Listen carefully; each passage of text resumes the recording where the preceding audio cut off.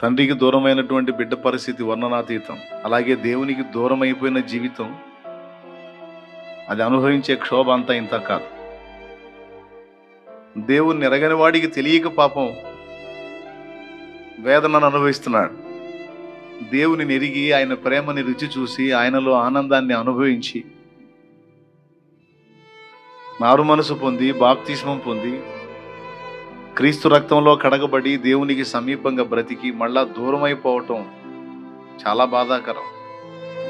అలా దేవునికి దూరం అయిపోయిన వారు అనేక రకాల వేదనల్లో బంధించబడతారు, శత్రువు చేత నలగగొట్టబడతారు.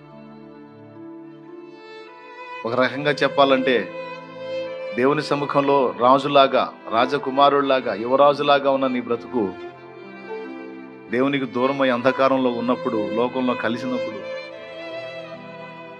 తప్పిపోయిన కుమారుడి గతిలాగానే అయిపోతుంది.